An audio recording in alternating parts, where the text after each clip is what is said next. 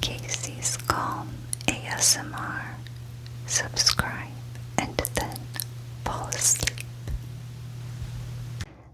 Hi everyone, it's Casey. Thank you so much for clicking on this video and spending some time with me. Today we are going to do some more reading from Am I the A-Hole from Reddit. Yay! But first, I wanted to show you another early birthday present that I got yesterday.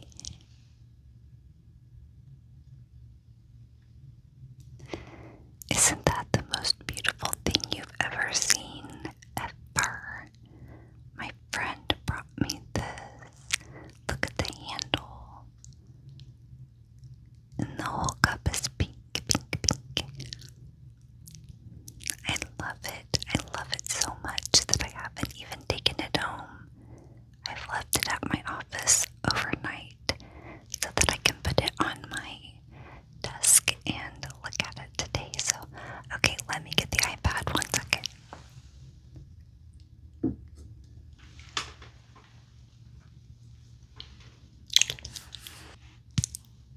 Ready. AITA for ruining the family reunion by leaving after my husband threw my kid's phone in the lake. 32 female here. My daughter Mia is 14, and my husband Dean's son Jackson from his ex is 11. Blended family, mostly fine except for the never-ending Fairness Olympics. Dean doesn't let Jackson have a phone yet, but Mia's had one since she was 12, so now Jackson melts down every time she uses it, and Dean keeps asking me to make Mia hand hers over for balance. I've said no every time. She's 14, he's 11, and that's not favoritism, that's just a 2-year age gap. Same story with curfew. Mia can be out till 9 with friends. Jackson has to be in bed by 7:30, and instead of Dean just holding the line with his own son, he wants me to send Mia to her room too, so Jackson doesn't feel singled out. I have compromised on things. Mia used to skip family dinners to eat in her room, and once Jackson moved in full-time, I ended that because it was unfair to him. But I'm not restructuring my daughter's whole life because an 11-year-old throws a fit. This past weekend blew everything up. Dean's parents rented a lake house for a big family reunion, and Saturday night everyone wanted a bonfire on the dock. Jackson didn't want to wear his life vest near the water and started screaming that Mia should have to wear one too, even though she was just sitting by the fire on her phone. I told him no calmly and kept scrolling. Dean lost it, marched over, and instead of dealing with his own son, he snatched Mia's phone out of her hand and hurled it into the lake in front of his entire extended family, yelling, "There, now it's fair, nobody gets a phone." Mia burst into tears. His mom gasped, and I just grabbed my daughter and walked her back to the cabin, while 30 relatives stood there in silence. Dean followed us, and about 10 minutes later, furious that I humiliated him by leaving, insisting none of this would happen if I'd met him halfway for once instead of favoring Mia and causing resentment between the kids. I told him a $400 phone at the bottom of a lake isn't fair. It's a tantrum with better aim. And that Jackson's meltdowns are his parents. Jackson's meltdowns are his to parent, not something I fix by punishing my kid. His mom already texted me saying I provoked him. AITA. No.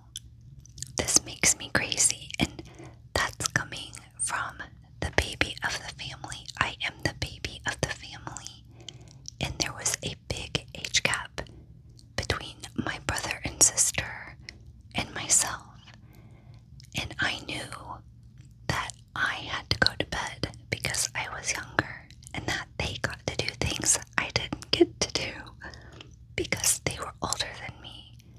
That's just the way that it is. I have an age gap in my kids. I do not make my daughter go to bed. When my son goes to bed, she has a phone. He doesn't have a phone. I understand things can be touchy because of the blended family situation. But the ages that the kids are, I think it's perfectly reasonable that an 11-year-old doesn't have a phone and a 14-year-old does. A 14-year-old has extracurriculars that go on after school. There are not just phones available for them to call whenever they're ready to come be picked up. And an 11-year-old does not need a phone. What are they going to do with the phone? Now, don't get me started on phone rules. I think phones should be locked down for kids and that they should have time limits and all that, but that's not the question that's up here. The question is she an a-hole for not basically punishing her child to make things fair? And my answer is no. Let's see what the internet says. This person says, nope, why are you married to this man? He's extremely immature and has an anger problem. Someone agreed. My thoughts exactly. He wants her to do all of the actual parenting. He and his son are both acting like toddlers. Yup, an 11-year-old pitching a fit to get what they want is a learned behavior, and we can see exactly where he learned it from. Okay, let's find another.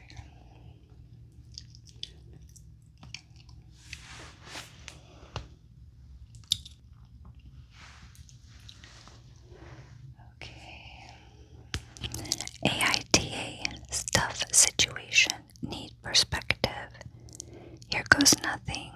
My spouse and I have permanent custody of our niece and nephew. The biological parents have visitation. Recently, Biomom has been unable to make regular visitation.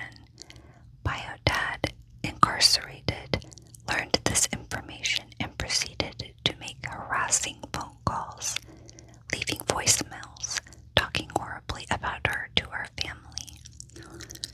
For context, before we continue, Biodad's mom, Gigi, attends these visits to help with the kids and is an integral part of the kids in our everyday lives.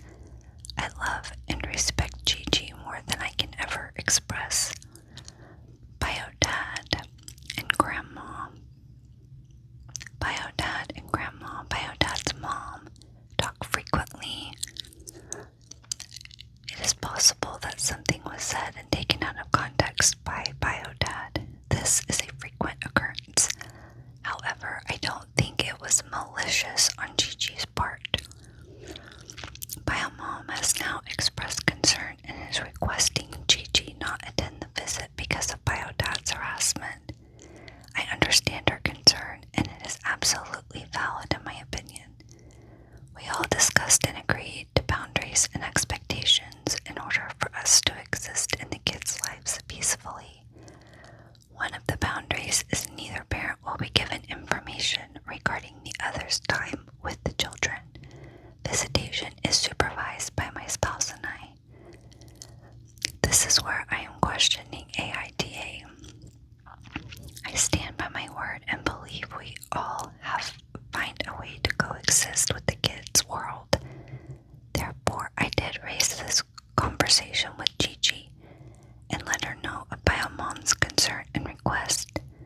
I could see I heard her, but I feel like I have to be fair and stand by our rules. That will be the only way to ensure peace, especially with the bio parents' history together. They should be as far from each other as possible.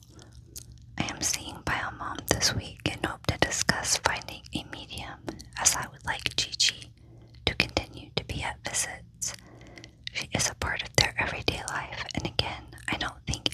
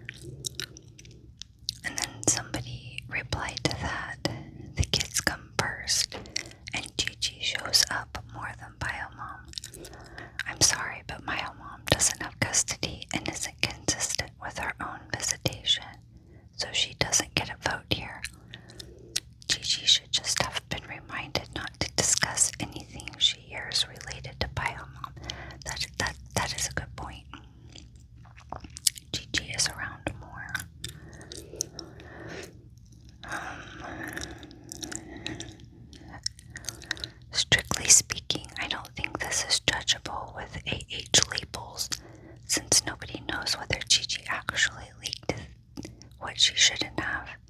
However, I think in principle, sticking to the agreed upon rules is the right move. Your title is right. This is a tough situation. And being the impartial ones who don't play favorites is the best moral ground to occupy.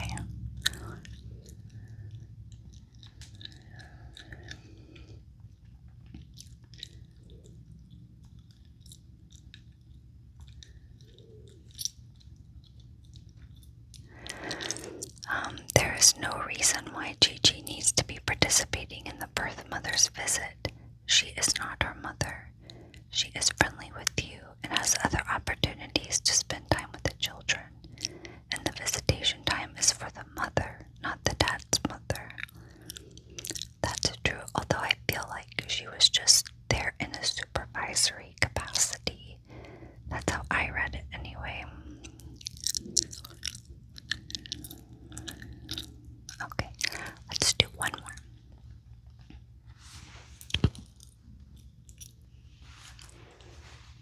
Okay, am I the asshole for telling my family about what my mother did to me?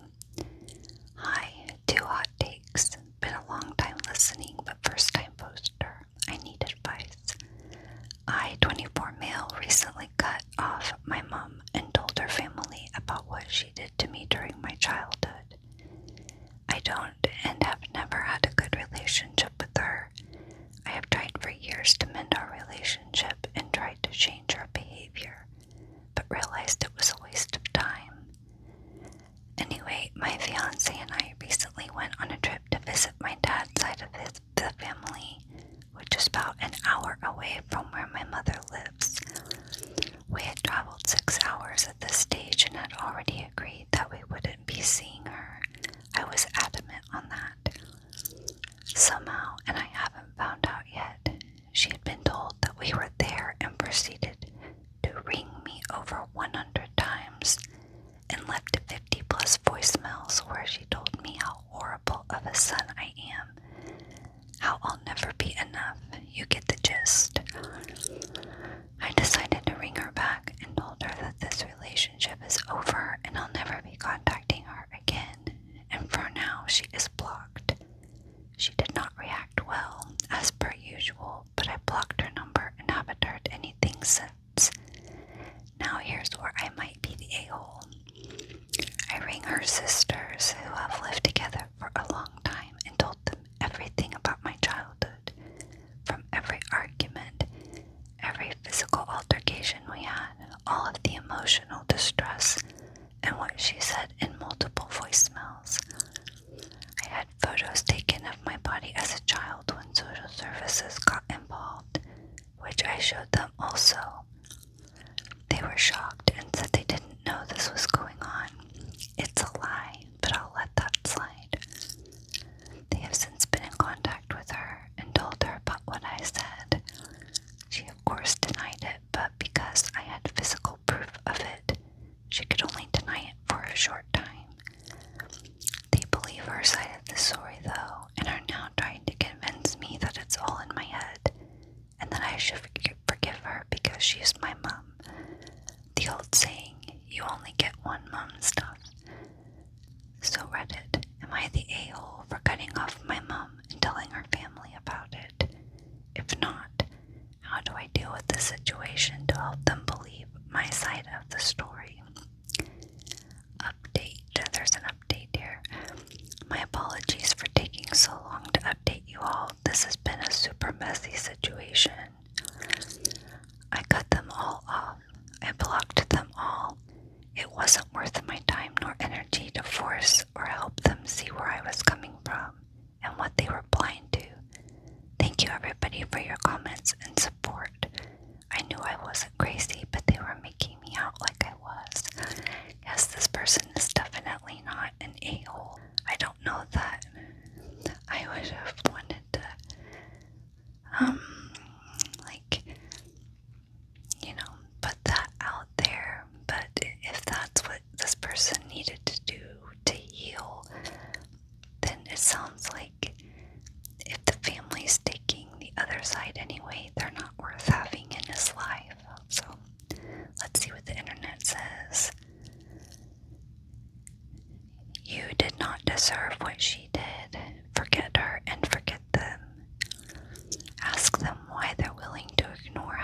abused.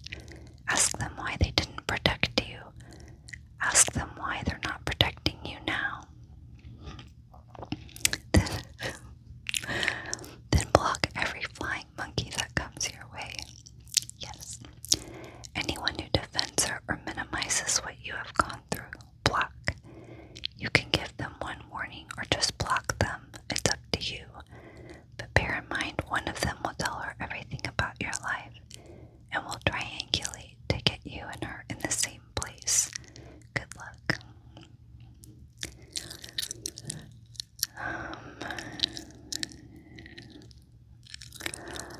I wouldn't take on any more of a mental burden following Floss 147, advice to confront them. All you're going to get is lies, denials, and "but she's your mother" BS. Simply block and move on.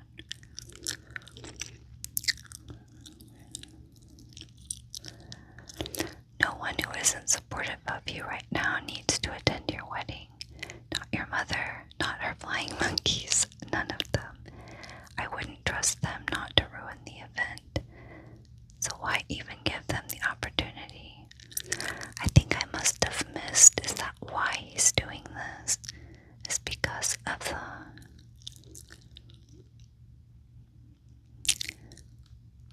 it doesn't say. It just said it's his fiance and he went on a trip to dad's side of the family. But maybe they're assuming that when the wedding comes around, you shouldn't invite these people, and I wholeheartedly agree. Nobody that is not going to support them needs to be at the happiest event of his life.